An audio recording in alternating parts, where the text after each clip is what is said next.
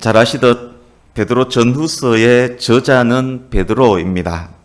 베드로는 전서와 후서에서 각각 자기 자신을 이렇게 소개합니다. 예수 그리스도의 사도 베드로, 예수 그리스도의 종이며 사도인 시몬 베드로, 전서와 후서 그렇게 시작을 합니다. 베드로서의 저작 연대는, 기록 연대는 전서가 AD 64년에서 66년, 후서가 66년에서 68년으로 봅니다. 그런데 이때가 언제입니까? 로마의 폭군 네로의 때입니다. 특히 베드로 전후서가 기록된 그때는 네로의 기독교 박해가 점점 커질 때, 그리고 최고조로 달했을 때입니다.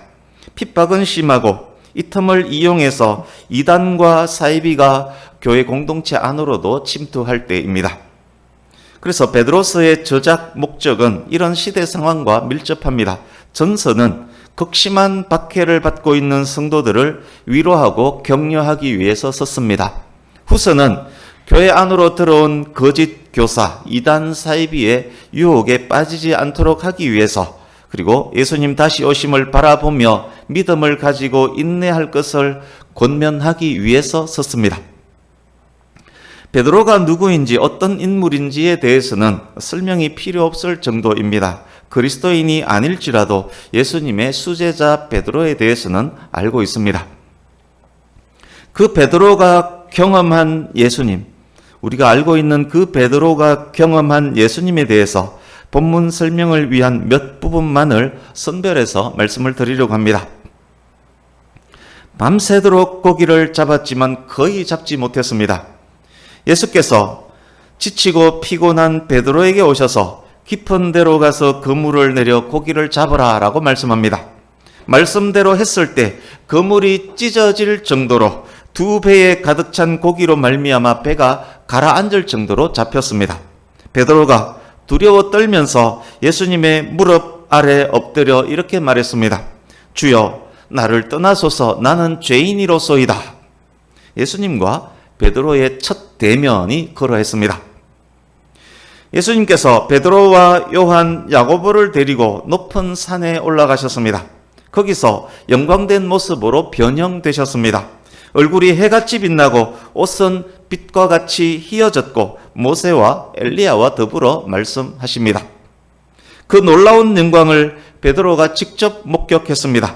베드로는 엎드려서 심히 두려워했습니다. 예수님께서 씨 뿌리는 비유를 말씀하실 때 베드로는 아마 가장 가까이에서 듣고 있었을 것입니다. 그 중에 이 말씀을 하셨습니다. 가시떨기에 뿌려졌다는 것은 말씀을 들으나 세상의 염려와 재물의 유혹에 말씀이 막혀 결실하지 못하는 자요. 말씀을 듣고 자랐지만, 성도가 되었지만 결실하지 못하는 자가 있음을 이때 베드로가 깨달았을 것입니다. 예수님께서 세상 끝날에 있을 징조에 대해서 말씀하신 후에 달란트 비유를 말씀하십니다. 5달란트, 2달란트 받았던 종이 장사를 잘해서 5달란트, 2달란트를 남겼습니다. 오랜 시간 지난 후에 주인이 돌아와서 2 종을 이렇게 칭찬했습니다. 잘하였도다, 착하고 충성된 종아. 네가 적은 일에 충성하였음에 내가 많은 것을 네게 맡기리니 내 주인의 즐거움에 참여할지어다. 그러나 받은 1달란트를 땅에 묻어두기만 했던 종은 그 1달란트를 빼앗깁니다. 뿐만 아닙니다. 이 무익한 종을 바깥 어두운 데로 내쫓으라. 거기서 슬피 울며 이를 갈리라. 주인 집에서 이 종은 쫓겨납니다. 한 장면을 더 확인할 텐데 그 부분은 직접 확인하겠습니다. 요한복음 13장으로 갑니다. 본문은 잘 표시해 두시고 요한복음 13장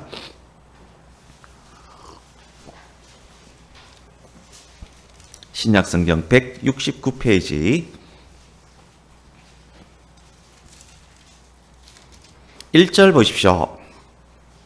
13장 1절, 이때가 유월절 전날, 즉 예수님께서 십자가 지시기 전날입니다. 예수님께서는 자기 사람들을 끝까지 사랑하십니다. 예수님은 붙잡혀 십자가에 매달려 고난당했지만 제자 모두 안전했던 이유는 그 사랑 안에서 한 사람도 빼앗기지 않고 보호받았기 때문이었습니다. 2절 보십시오. 가룟 유다가 예수님을 팔려고 합니다. 가룟 유다가 제자들 그룹에서 함께 다녔지만 그는 근본적으로는 예수님의 사람이 아니었던 것입니다. 4절 5절 예수께서 친히 제자들의 발을 씻어 주십니다. 가룟 유다의 발도 이때 씻김 받았습니다. 6절에서 10절 자기 순서가 되었을 때 베드로가 예수께 말합니다. 주께서 제 발을 씻어 주시나이까? 아니되옵니다. 절대로 아니되옵니다. 변화산에서의 예수님의 영광이 아직도 생생한데 그 영광의 예수님이 미천한 베드로 자신의 발을 씻기시다니요. 그때 예수님이 말씀합니다. 내가 너를 씻겨주지 않으면 네가 나와 상관없는 사람이 되는데 그래도 씻겨주지 말어? 깜짝 놀란 베드로 다시 말합니다. 그렇습니까? 그렇다면 제 손도 씻겨주시고 머리도 감겨주십시오. 다시 예수님 말씀합니다. 너는 이미 목욕했다. 너는 이미 온몸이 깨끗하다. 온몸은 깨끗하기에 일상에서 더러워진 발만 씻으면 된다. 그렇지만 이 중에는 몸은 깨끗하지 않고 발만 씻은 자도 있다. 발은 깨끗하지만 몸은 더러운 자 누구입니까? 지금까지 제자 공동체에 함께 있었지만 결국 배신하게 될 가룟 유다를 일컫습니다. 발은 씻었기에 겉모습은 제자처럼 보였지만 목욕을 하지 않았기 때문에 본성의 변화가 없었기 때문에 그가 예수님을 배반한 것입니다. 이제 본문으로 가겠습니다. 본문에 들어가기 전에 맥락 속에 미리 확인할 것 하나 있습니다. 1장 4절 뒷부분 보십시오. 베드로후서 1장 4절 뒷부분. 그리스도인은 그리스도의 신성한 성품에 참여한 자들입니다. 그리스도인은 본성에 변화가 있는 자라는 말입니다. 거듭남은 본성의 변화입니다. 우리의 거듭남은 본성이 바뀐 것입니다. 이제 2장 22절을 보십시오. 2장 22절. 개가 자기가 토한 것을 다시 먹습니다. 돼지를 씻겨 놓았더니 더러운 구덩이로 도로 들어가서 눕습니다. 개와 돼지의 이 비유는 무엇에 대한 비유입니까? 20절, 21절 보십시오. 2장 20절, 21절. 예수님을 영접했는데 다시 믿지 않는 상태로 돌아가는 사람, 진리의 말씀을 분명 깨달았는데 그 진리를 배신하는 사람, 배교자들을 일컫습니다. 예수 믿다가 교회를 떠나 도리어 예수를 욕하는 사람들입니다. 이단 사이비에 빠져서 진리를 외면하는 사람들입니다. 예수님을 따르던 스승을 팔아버린 가룟 유다와 같은 사람들이 바로 그런 사람들입니다. 그 나중 형편이 처음보다 더 심하리니 차라리 의의 도를 알지 못하는 것이 더 나으니라. 그들의 나중은 믿기 전보다 훨씬 더 악화될 것입니다. 사도행전에서 가룟 유다의 종말에 대해서 이렇게 기록합니다. 이 사람이 불의의 삭스로 밭을 사고 후에 몸이 곤두박질하여 배가 터져 창자가 다 흘러나온지라. 가룟 유다의 나중이 믿기 전보다 훨씬 더 악화되었습니다. 예수께서 가룟 유다를 일컬어서 차라리 태어나지 않았으면 자신에게 더 좋았을 걸이라고 말씀한 이유이기도 합니다. 이들이 거듭난 것처럼 보였지만 성도처럼 보였지만 사실은 성도가 아니었던 것입니다. 거듭남은 본성의 변화를 수반하는데 본성의 변화가 없었던 것입니다. 본성이 바뀌지 않았기 때문에 토했던 것을 다시 먹고 씻겨줘도 다시 흙탕물로 들어가서 뒹굴 수 있는 것입니다. 이제 본문으로 가겠습니다. 처음 계획은 오늘 이 본문 다 전하는 것이었지만 준비하다 보니 도저히 어려워 보였습니다. 그래서 오늘은 7절까지 전하고 8절에서 11절은 다음 시간에 다음 주에 전할 것입니다. 서두에서 지금까지 미리 나눴던 내용들, 그 중에는 오늘 더 이상 언급하지 않는 부분도 있을 것입니다. 다음 주까지를 위한 빌드업이었습니다. 그러니까 지금까지 나눈 모든 내용들은 다음 주에 반복하지 않을 테니 다음 주까지 잘 간직하셔야 다음 주 말씀까지 이해가 될 것입니다. 1절, 2절을 먼저 보십시오. 저자가 베드로임을 밝히며 문안 인사를 했습니다. 베드로가 쓴 이 편지를 받게 될 사람이 누구입니까? 구주 예수 그리스도의 의를 힘입어 동일하게 보배로운 믿음을 우리와 함께 받은 자들입니다. 그리스도의 의로 말미암아 베드로처럼 보배로운 믿음을 소유한 성도들이 수신자입니다. 하나님과 우리 주 예수를 알므로 은혜와 평강이 너희에게 더욱 많을지어다. 은혜와 평강은 하나님과 주 예수 그리스도를 알므로 주어집니다. 요한복음 17장 3절 예수님께서 기도하실 때 이런 말씀을 하셨습니다. 영생은 곧 유일하신 참 하나님과 그가 보내신 자 예수 그리스도를 아는 것이니이다. 우리가 하나님을 아는 것, 예수 그리스도를 아는 것, 하나님에 대한 지식, 그것이 영생으로 연결됨을 서두에서 미리 알려주고 있습니다. 2주간 나누게 될 말씀을, 즉 3절에서 11절을 그리스도께서 자기 백성들에게 영적 성장을 요구하신다라는 문장으로 압축 요약할 수 있습니다. 믿음대로 사는 것이 곧 영적으로 성장한 것입니다. 영적으로 성장하면 삶에도 진보를 이룹니다. 베드로후서를 쓴 목적이 거짓 교사 이단 사이비와 관련 있음도 말씀드렸습니다. 거짓 교사들의 유혹과 미혹에 넘어가지 않고 분별하고 승리할 수 있는 방법이 무엇이냐? 그 물음에 대한 답도 영적 성장을 이루는 것이다 라고 말할 수 있습니다. 2주간 나누게 될 내용, 주제를 말씀드렸습니다. 이제 3절 보십시오. 그의 신기한 능력으로, 여기에 그는 하나님일 수도 있지만 더 구체적으로는 예수 그리스도를 일컫습니다.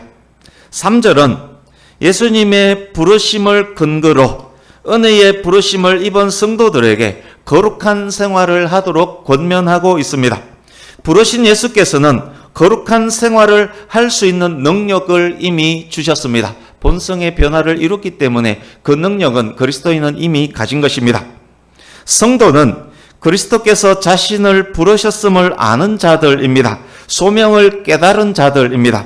그 소명 안에서 성장과 성숙을 이루어 가는데 그 이루어감의 모든 능력도 이미 주신 것입니다.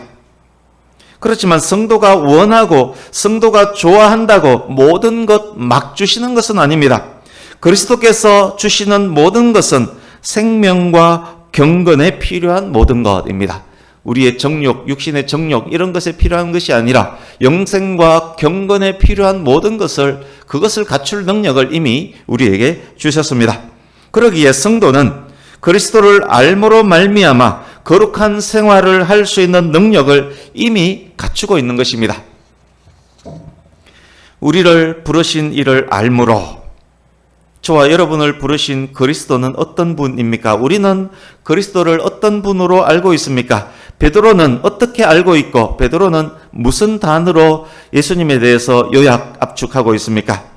자기의 영광과 덕으로서 우리를 부르신 이, 영광과 덕으로 번역된 원어는 더 잘 번역하면 탁월하다 할 때 탁월로 번역하는 것이 더 잘 번역된 것일 것입니다.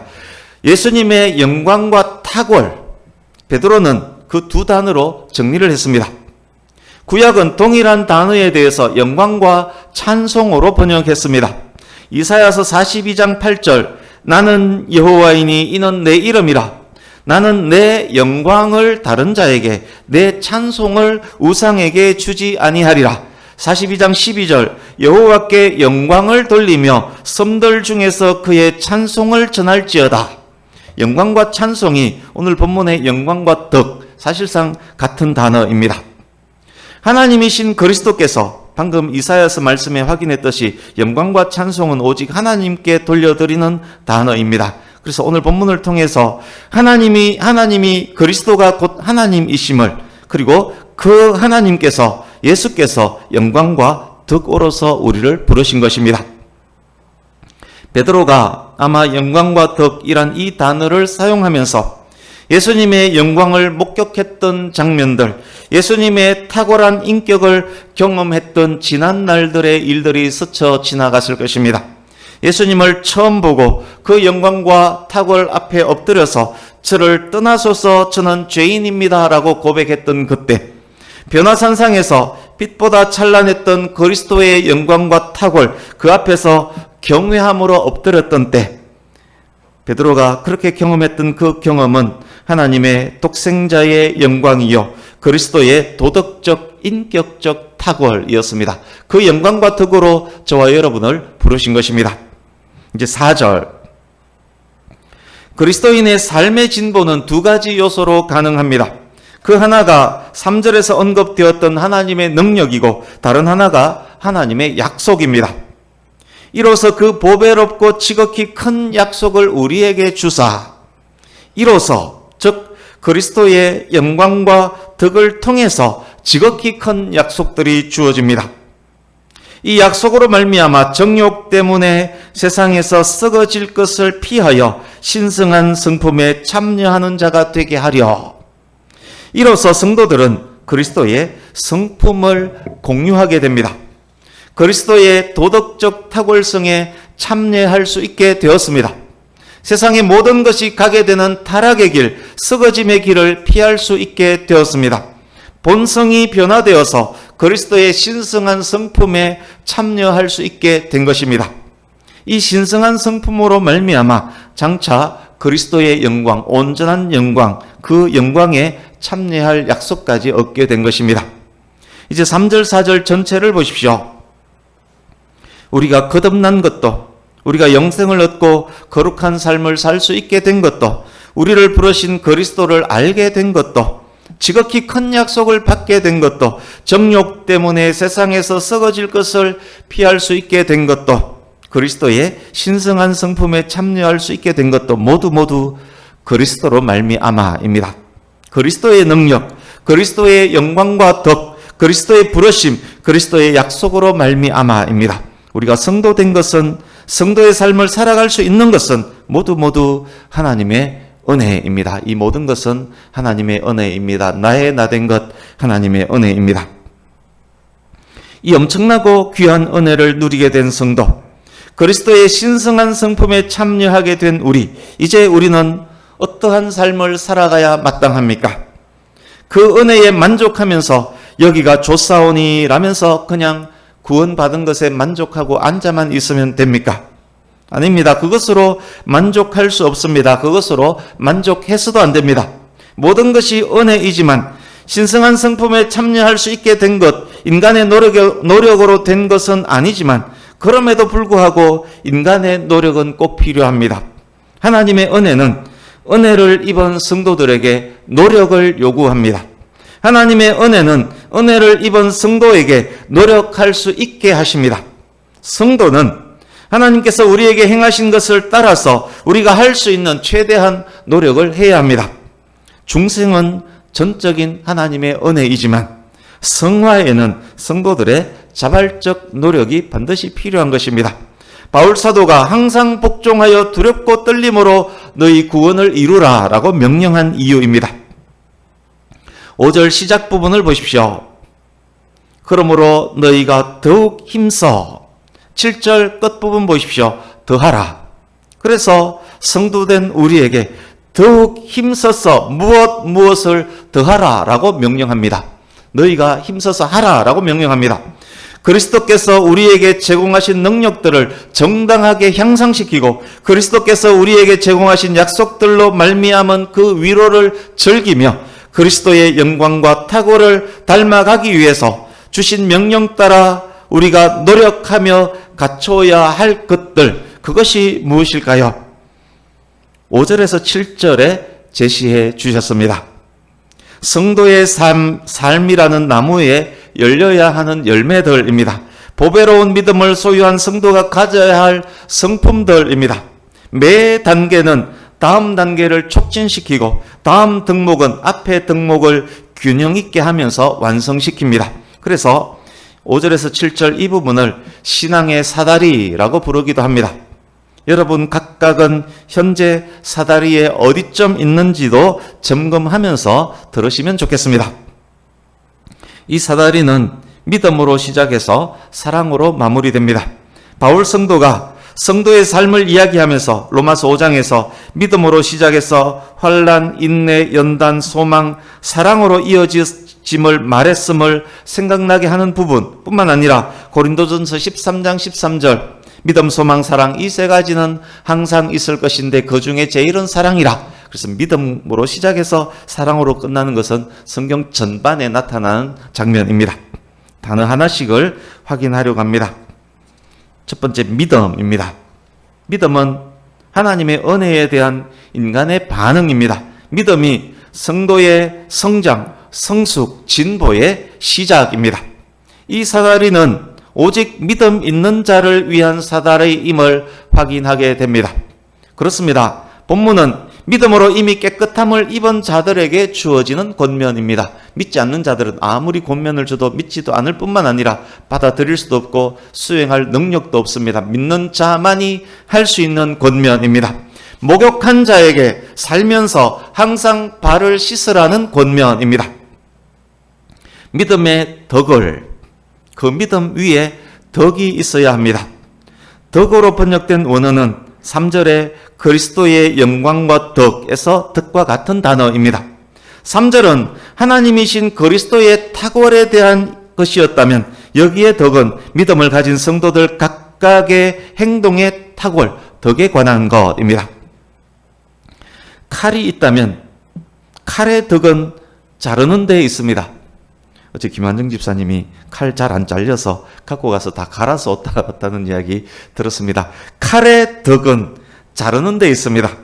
말의 덕은, 말의 탁월은 달리는 데 있습니다. 비행기의 탁월은 하늘을 나는 데 있습니다. 그리스도인의 덕, 탁월성은 무엇에 있겠습니까? 삶으로 그리스도의 인격을 보여주는 데 있습니다. 그리스도의 탁월한 인격을 닮아가는 데 있습니다. 그런 탁월함을 보여주기 위해서는 무엇이 필요합니까? 믿음을 통해서 그리스도를 계속 만나고 알아가야만 덕, 탁월함을 계속 보여줄 수 있습니다. 그래서 앞단계와 뒷단계는 그렇게 연결이 됩니다.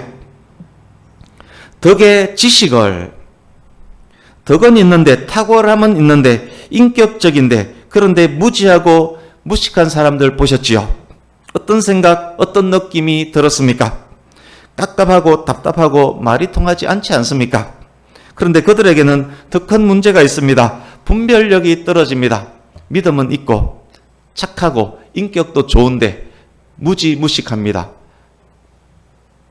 그런 그들은 분별력이 떨어지고 또 나쁜 사람들에게 자주자주 이용당합니다.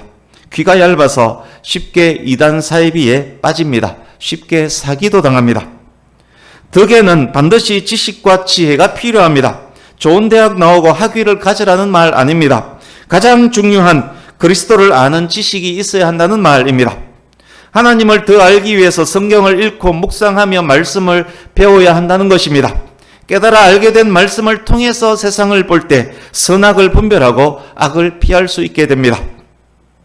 성도는 상식, 객관, 합리를 추구하기 위해서 노력해야 합니다. 상식적인 삶을 살지 않는다면 그 사람은 성도라고 할 수 없을 것입니다. 신앙이 반지성주의를 내세우지 않습니다. 거짓된 지식을 치료하는 것은 무식이 아니라 더 많은 지식입니다. 지식이 있어야만 그 사람의 덕과 인격은 더욱 빛나는 것입니다. 상식, 도덕, 윤리, 객관, 합리 등을 무시하는 종교는 100% 이단 사이비입니다. 무지무식하게 분별 없이 얇은 귀로 잘못된 지도자를 따르면 그에게 곧바로 잘못된 신념이 주입됩니다. 그러니까 믿음이 있고 선하지만 지식이 없다면 잘못된 신념이 그에게 바로 주입될 수 있습니다. 그래서 합리, 상식을 떠나서 마음대로 자기 신념으로 행해버릴 수가 있습니다. 믿음과 덕이 있는 성도가 지식과 지혜가 없다면 잘못된 신학, 사상에 빠져서 잘못될 수가 있습니다. 세월을 날려버리고 인간관계는 다 깨지고 재산에 막대한 피해를 입는 사람이 될 수 있습니다. 믿음 좋고 착한 사람이 성경을 모르면 이단 사이비에 빠져서 그렇게 세월을 낭비하고 자기 재산까지 다 날리는 경우가 생기는 것입니다. 지식의 절제를, 여기에 절제는 쾌락과 관련이 깊습니다. 정욕에 지배당하는 대신 정욕을 지배하고 통제하라는 의미입니다. 참된 지식은 절제를 낳습니다. 절제하는 성도는 하나님을 바르게 아는 성도입니다.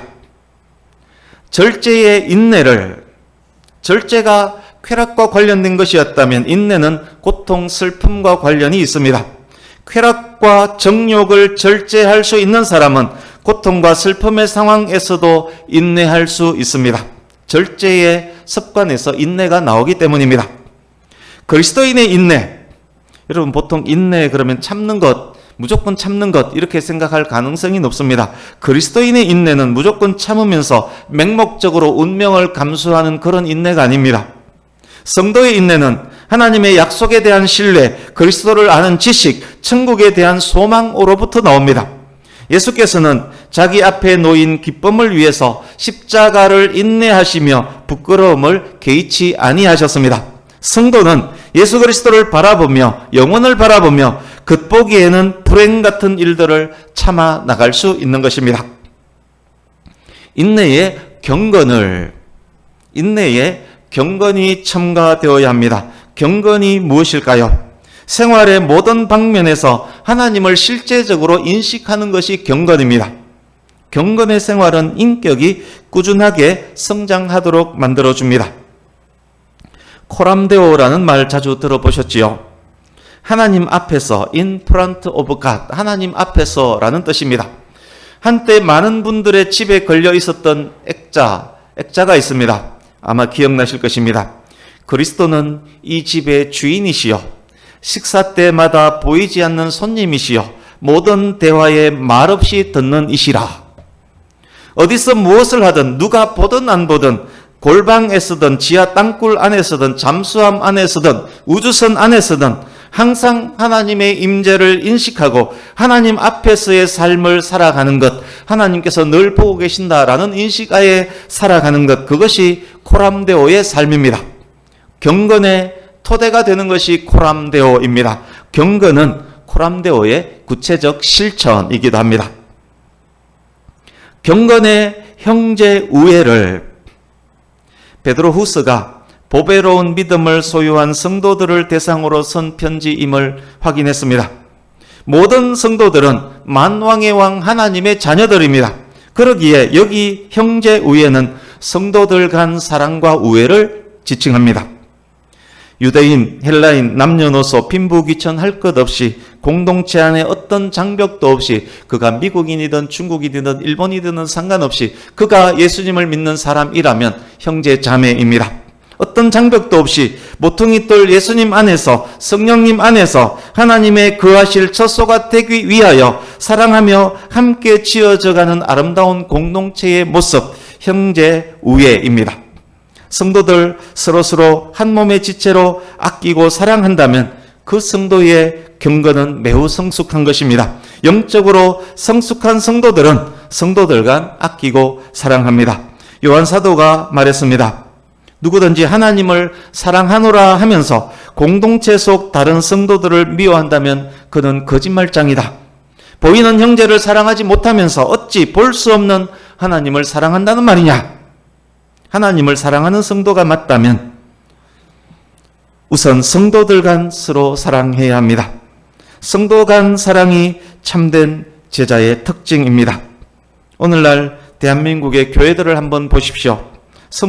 성장한 공동체가 맞습니까? 공동체 안에 성도들을 사랑하지 못하면서 어떻게 이웃을 사랑할 수 있다는 말입니까? 교회에서 싸우고 분란을 일으키고 세상 법정에 소송도 마다하지 않으면서 어떻게 하나님을 사랑한다라고 말할 수 있겠습니까? 교회 안에 장벽을 계속 만들면서 어떻게 하나님을 사랑한다라고 말할 수 있겠습니까?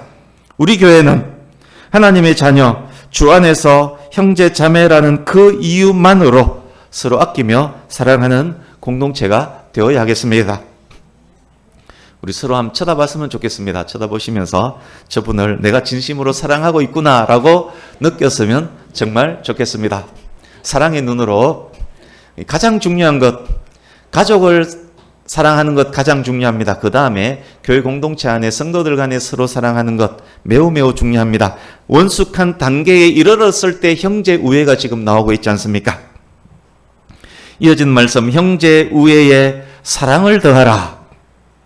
믿음으로 그리스도인이 되었고 그리스도인의 삶을 살면서 점점 성숙 진보를 이루어 갈 때 그 정점의 사랑, 여기에 사랑으로 번역된 단어는 아가페입니다. 사랑, 아가페가 있습니다.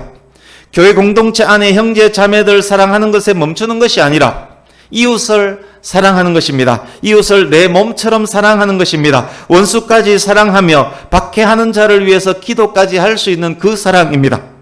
독생자 아낌없이 주신 하나님의 사랑, 십자가 지시기까지 하신 그리스도의 사랑, 그 사랑 바라보며 더욱 성숙해 가는 것입니다.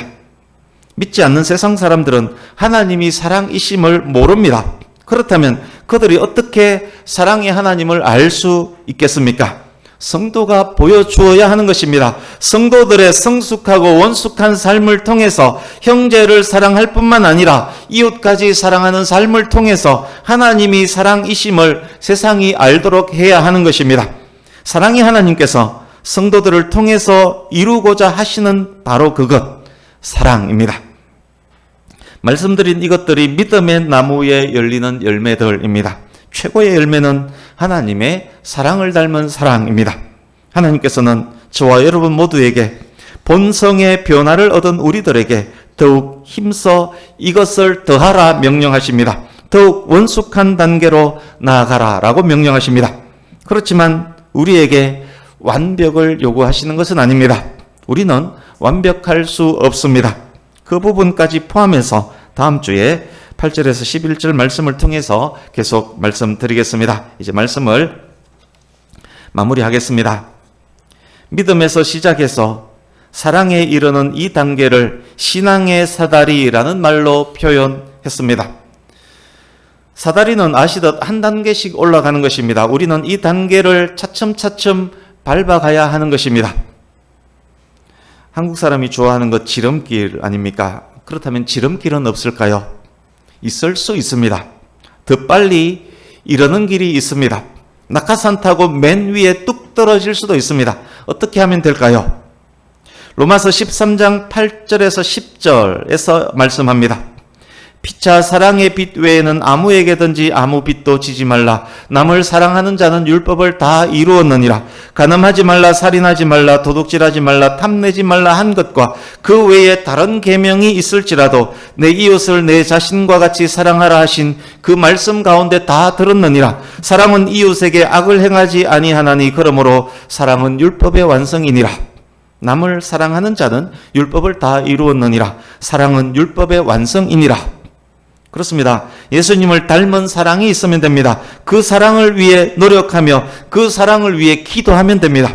타락한 인간은 이웃을 사랑할 수 없습니다. 그러나 본성이 회복된 그리스도인은 이웃을 사랑할 수 있습니다. 능력 주시는 자 예수님 안에서 원수까지 사랑할 수 있습니다. 믿음의 덕을, 지식을, 절제를, 인내를, 경건을, 형제 우애를, 그런 삶을 열심히 노력하면 됩니다. 정상적 코스로 차츰차츰 올라가는 것 매우 귀합니다. 그런데 지름길이 있습니다. 한 단계씩 올라가는 노력과 함께 진심으로 기도하는 것입니다.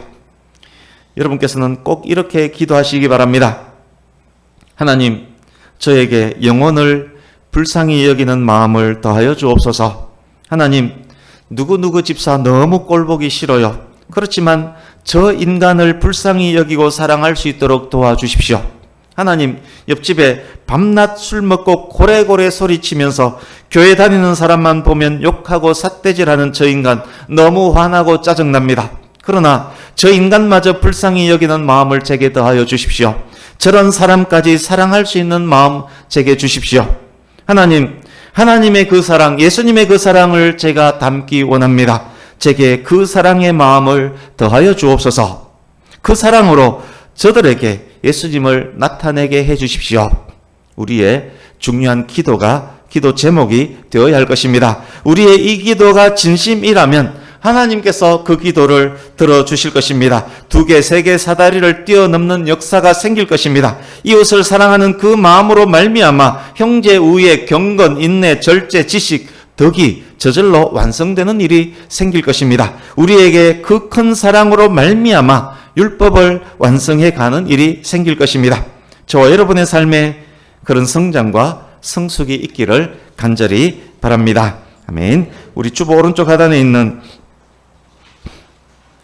골로새서 3장 12절에서 14절을 읽으려고 합니다. 말씀의 결론입니다. 이 말씀은 다음 주일에도 주보에 실릴 것이고 다음 주 말씀과도 연결되어서 인용 설명될 것입니다. 이 말씀을 읽으실 때 2주 전 말씀 친히 모퉁이 돌 되신 예수님도 기억하시면 좋겠습니다. 모퉁이 돌 예수님 안에서 성도와 교회가 각각의 벽돌이 되어 주 안에서 완성되어가는 성전의 모습 상상하시면서 모퉁이 돌 예수님을 온전하게 매는 띠 사랑과 연결해 보시기 바랍니다. 그리고 하나님의 약속은 얼마든지 그리스도 예수 안에서 예스가 되나니 그 말씀의 의미와도 연결 지으면서 읽으시면 좋겠습니다.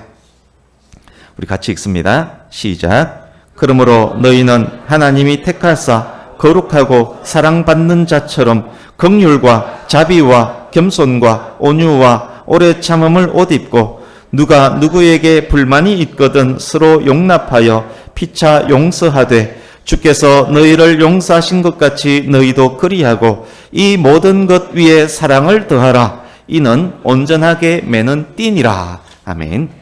사랑이 있으면 사랑으로 온전하게 메어버리면 나머지까지 얻을 수 있다는 말씀 아니겠습니까? 남을 사랑하는 것, 진정으로 사랑하는 것, 그것이 지름길이라는 말씀 아니겠습니까? 이 모든 것 위에 사랑을 더하는 성도로, 사랑으로 이 모든 것을 온전히 매는 성도로, 형제 우애에 사랑까지 더하는 성도로, 모퉁이 돌 예수님 안에서 함께 지어져 가는 성도로 더욱더욱 노력하는, 더욱더욱 지어져 가는 우리 모두가 될 수 있기를 예수님 이름으로 축복합니다. 아멘. 기도하겠습니다.